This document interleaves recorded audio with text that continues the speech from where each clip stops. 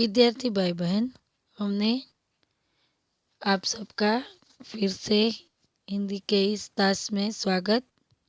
हमने आखिरी बार विद्युत माँ का घमंड कैसे ये पंडितों तोड़ना चाहते हैं मूर्ख के साथ शादी बनाकर, वो हमने देखा था।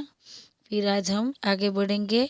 हमने यहाँ तक किया था, ठीक है ना, कि उसने शास्त्रार्थ के लिए वो बात मान ली।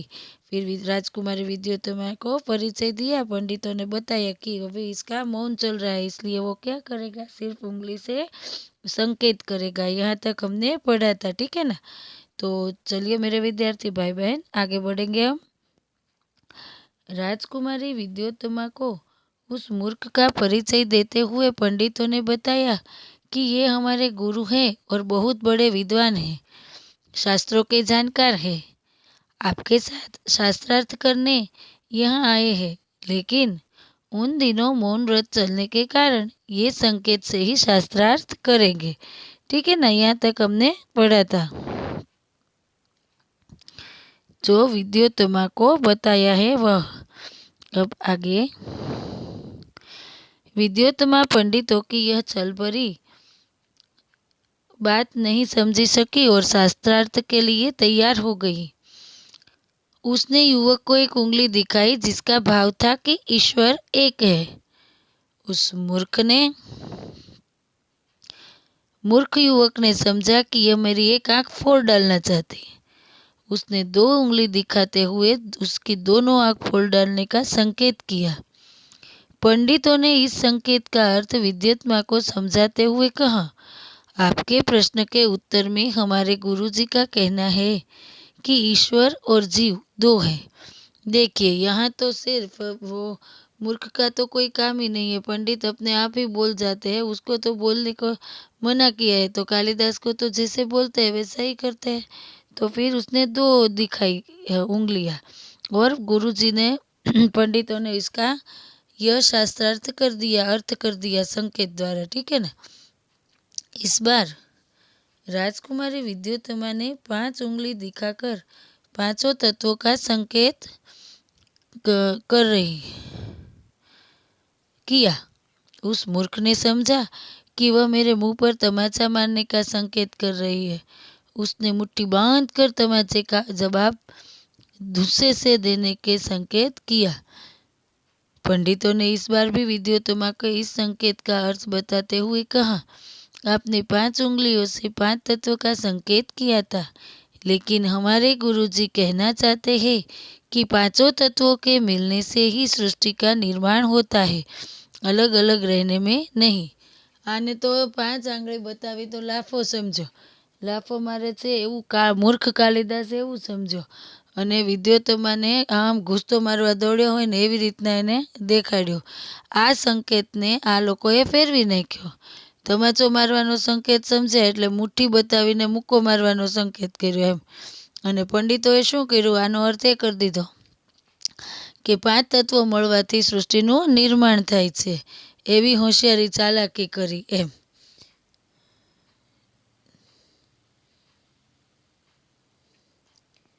इस तरह उपरोक्त शास्त्रार्थ में विद्युतमा ने उस मूर्ख से अपनी हार मान ली और दोनों का विवाह धूमधाम से पंडितों ने करवा दिया। આવી વાતો 2-3 વાતો થઈ એટલે વિદ્યુતમાને તો ખૂબ ગમ્યું અને એને પોતાની હાર સ્વીકારી લીધી અને ખૂબ જ સરસ રીતે ધૂમધામથી પંડિતોએ એમના લગ્ન કરાવી દીધા।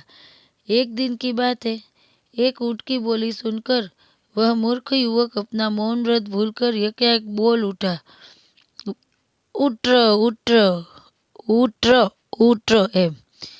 आम શાસ્ત્રાર્થમાં વિદ્યુતમાએ પોતાની હાર માની લીધી અને આ પ્રકારે પંડિતોએ છળને કારણે મૂર્ખ કાલિદાસ સાથે વિદ્યુતમાનો વિવાહ કરી દીધો। હવે થયું શું, તો કે કાલિદાસને ખબર હતી કે એને બોલવાનું નથી, મૌન રાખવાનું છે, પણ એકવાર તે ઊંટને જોઈને શું બોલવા માંડ્યો, ઉઠર ઉઠર એમ। उसको बोलते सुनकर विद्युतमा चौंक उठी। उसे पता चला कि पति कोई विद्वान पंडित नहीं बल्कि एक बहुत बड़ा मूर्ख है। आ सांभळीने વિદ્યોતમાં સમજી ગઈ કે આ તો કોઈ પંડિત છે નહીં, આ છળ કરીને મને એક યુવક સાથે મારો વિવાહ કરી દીધો છે, આ તો બહુ મોટો गांडो मूर्ख છે એમ। पंडितों की छल भरी बातों का अर्थ अब उसकी समझ में आ गया। पंडितों छलनी बात विद्योतमा समझी गई। उसने बहुत मानसिक दुख पहुंचा और શું થયું, વિદ્યુતમાને હવે મગજ ઉપર એટલે માનસિક દુઃખ લાગ્યું અને પોતાના મહેલમાં अपने और उसने अपने महल में कालिदास को प्रवेश पर रोक लगा दी और द्वार બંધ कर लिए। વિદ્યોતમાને શું કર્યું તો કે હવે આ મૂર્ખ સાથે પરણાવી દીધી છે એનું દુઃખ થયું અને એ મૂર્ખ યુવક સાથે એનો વિવાહ કરાવી દીધો છે તે જાણી તેને પોતાના મહેલમાં કાલિદાસને પ્રવેશ ઉપર રોક લગાવી દીધો, એ આવી શકશે નહીં એવું કહી દીધું વિદ્યોતમાએ। आगे कठोर उपासना से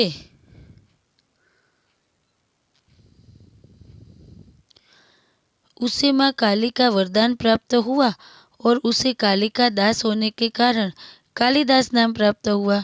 आ पछी मूर्ख माणस जे हतो कालिदास एने शुं कर्युं तो के जीवनमां हवे पत्नी तो बोलावती नथी तो पोते महाकाળી मानी पूजा अर्चना शरू करी दीधी। अमने एनुं वरदान प्राप्त कर्युं एटले एनुं नाम ई काળી मातानो दास होवाथी एनुं नाम कालिदास थई गयुं।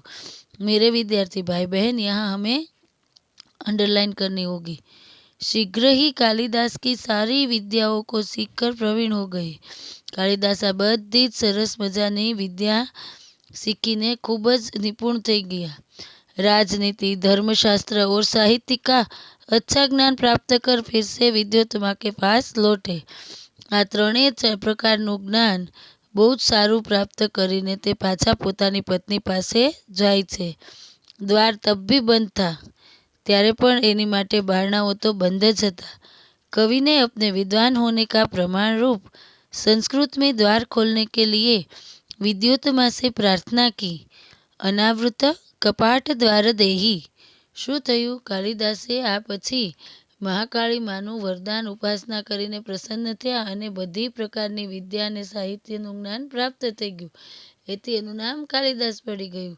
અને જ્યારે તેના રૂમ આગળ ગયા ત્યારે પોતે સંસ્કૃતમાં તેમની પત્નીને કહ્યું કે હવે એ દેવી તમે આ દ્વાર ખોલો એમ એ બોલ્યા, પોતાનું દેખાડ્યું કે મારી પાસે આટલી એટલી વિદ્યા છે એમ। अंदर से पत्नी विद्योतमा ने पूछा, अस्थि कीदृशम वाग्वे वशेषः।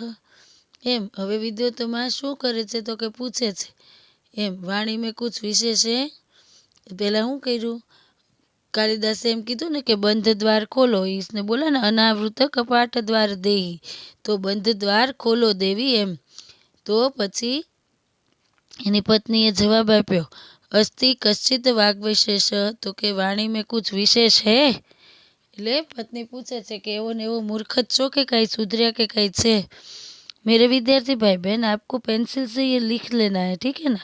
यहाँ अनावृत कपाट द्वार देही यानी बंद द्वार खोलो और अस्ति कश्चित वाग्विशेष, ठीक है। यहाँ आगे इस पर महाकवि कालिदास ने क्रमशः कुमार संभव, मेघदूत और रघुवंश की रचना विद्योतमा को सुनाई। आ त्रणेय जे महान ग्रंथों छे एनी रचना कालिदासे लाइन में विद्योतमा ने संभळावी।